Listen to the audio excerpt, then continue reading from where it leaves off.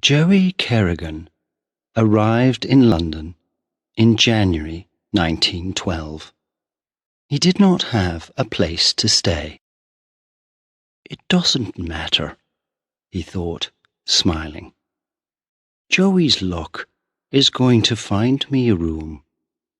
Joey thought a lot about luck. "One day I'm going to be rich," he told everybody. "Lucky people get rich, and I'm lucky." After a lot of walking, he found a room in a house. It was near Tower Bridge. The room wasn't very big, but it was cheap. The landlord's name was Mr. Webber. He looked Joey up and down. "What's your name?" he said. "Where are you from?" Joe Smith," Joe said. "I'm from Ireland." "Well, you can have the room," Webber said, "but I want 2 weeks' money. Now." "I've only got 1 week's money," Joey said.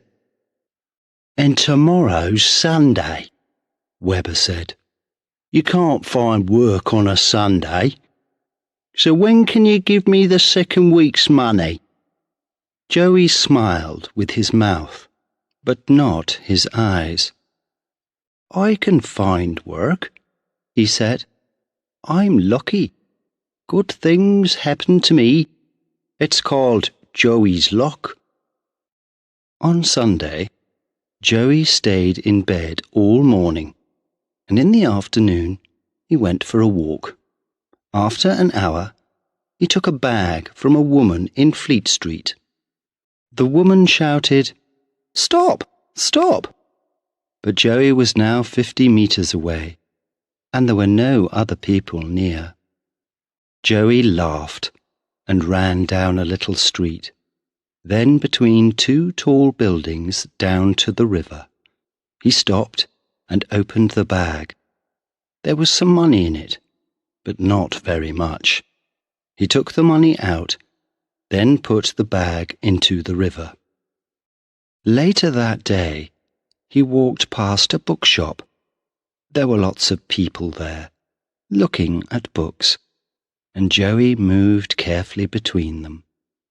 For a second, he stood behind a fat man, then moved quietly away. The man did not feel Joey's hand in his back pocket, but the man's wallet was now inside Joey's shirt. It was a big, fat wallet, and when he got back to the house, he gave the landlord the 2nd week's money for the room. "You found work on a Sunday?" Webber said. "Where? Who with?" Joey smiled. "I told you, I'm lucky. Joey's luck." For the next 3 months, Joey Kerrigan walked the streets of London most days. He stole handbags from women or things from shops, and he took wallets from men's pockets. One morning, at the beginning of April, he took a wallet from the pocket of an old man with a red face. Joey was usually a very good pickpocket. People never knew anything about it. But not that morning. The man with the red face was quick. He turned, saw Joey, and shouted, "Hey, you! That's my wallet! Come back here!" But Joey was a good runner too. In 2 seconds he was round the corner into another street, then round another corner, and then he jumped onto a bus. "Joey's luck," Joey said, laughing. There was more luck for Joey that week. He first learned about Theo Goldman's money in a pub near his landlord's house. Webber went to the pub most evenings and sat with his friend, Goldman. Goldman had a shop not far from the pub. He bought and sold a lot of different things: tables, chairs, beds, clocks, watches, books, pictures. When Joey went into the pub that evening, he saw Webber and Goldman at a table near the window. There were a lot of people in the pub. Joey bought a drink, then found a chair near Webber and Goldman. They did not see him. Joey sat with his back to them and listened. "But I need money to buy things when people bring them in," Goldman said. "Some money, yes," Webber answered. "But £100 or more, and in the shop? No, Theo." "It's not in the shop," Goldman said. "It's in my room at the back." "Do you have a good place to put it?" Webber said. Goldman laughed. "A very good place," he said. Joey sat with his drink, thinking. He knew Goldman's shop because it was in the same street as Webber's house. Joey often walked past it. £100 or more. "I'm going to get that £100, he thought. "Then I can do anything. Perhaps begin a new life in America." He smiled. Joey's luck again. So the money was in the room at the back, in a very good place. But where was that place? The next morning, Joey walked slowly past Goldman's shop. He did not go in, but looked through the window. The old man was in the shop, but he did not see Joey. Joey saw an open door to the room at the back of the shop. Through the door, he could see a table, 2 chairs, and a big cupboard. Was Goldman's money in that cupboard? Suddenly, the old man looked up, and Joey quickly turned and walked away. He did not go to bed that night. He put all his things into a bag, sat in an armchair, and waited. Midnight came and went. At 2 o'clock in the morning, he went down the stairs and out of the house. It was a cold night, and Joey looked up at the moon in the sky. "Are you a lucky moon?" he said, smiling. "Joey's lucky moon." He walked to Goldman's shop and looked round. Nobody was in the street. He took a small hammer from his coat pocket and broke the glass in the shop door. Then he put his hand through and opened the door. Joey moved quickly into the shop. He closed the door behind him and put his bag on the floor. Then he walked quietly across the shop to the door into the back room, opened it, and went through. It was dark, but moonlight came through the window, and Joey could see the big cupboard. The little hammer soon opened the cupboard. There were a lot of books and papers inside. Some of the papers fell out onto the floor. "Who's there?" Joey did not move. Only his eyes moved, looking around the room. Then a door at the back of the room opened, and Theo Goldman came in with an oil lamp. He saw Joey. "What?" he began. Joey jumped across the room, grabbed the old man's arm, and pulled it up behind his back. Then he held the hammer in front of Goldman's face. "Where's the money?" he said. "Tell me."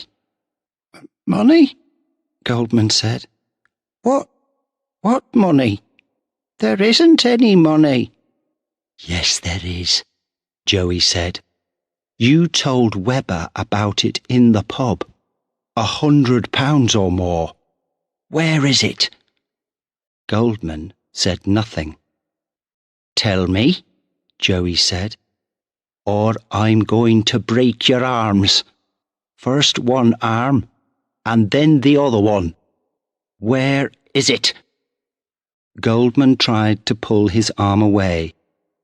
He made small, angry noises, but no words came out. Joey held the hammer in front of Goldman's eyes. "Tell me, or this hammer goes into your face." All right. It's under the floor," Goldman said. "Under the cupboard." Joey pushed the old man across to the cupboard. "Get it," he said. "Now." The old man put the oil lamp on the floor and pulled the cupboard away from the wall. Then he got between the cupboard and the wall and pulled up some of the floor. There was a small box under the floor, and Goldman got it out. Joey grabbed the box from the old man's hands and opened it. It was full of money. Joey smiled. "I know you," Goldman said suddenly. "You live at Albert Webber's house." "Albert who?" said Joey. "Don't know him." He began to take the money out of the box and push it into the pockets of his coat. "Yes, you do. You live in his house," Goldman said. "Albert told me about you. You're—" "Be quiet," Joey said. "All right. So you know me, but nobody's going to find me." He laughed. "I can get a long way away with this money." All the money from Goldman's box was now in Joey's pockets. He gave Goldman a little push. "Now, get back in your bedroom and stay there." He pushed him again. "Go on, get moving." The old man began to walk across the room with the oil lamp. Suddenly, he turned and hit Joey on the head with the lamp. "Ah!" cried Joey. The lamp broke and fell on the floor, next to the papers from the cupboard. The oil from the lamp ran across the floor, carrying the flames to the papers. Goldman tried to run into the shop, but Joey jumped on him, and the two of them fell to the floor. The old man's head hit the wall. After that, he did not move. Joey heard the noise of the flames before he saw them. He looked behind him. The flames were big and were already halfway up the legs of a table. Joey jumped to his feet and ran through the shop. He found his bag by the front door, went out into the street, and began to run again.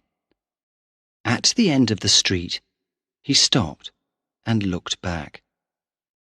There were now flames in the shop window, and black smoke came from the shop door. He thought about the old man on the floor in the back room, but only for a second. Then he turned and ran again. 2 days later, on Wednesday the 10th of April, 1912, Joey was in Southampton with thousands of other people. They came to see the new ship there, the biggest and fastest ship in the world. It was the day of its first voyage across the Atlantic to New York, carrying more than 2,000 people. Some of the people in Southampton that day were the ship's passengers. Some of them just came to look at the wonderful new ship. And there it was. Joey was a happy young man. He was a passenger with a ticket in his pocket. A ticket to New York. Life was good, he thought. Joey's luck got me the money for my ticket, he said, laughing. And Joey's luck is taking me to America. This is the end of my old life. And he walked onto the Titanic.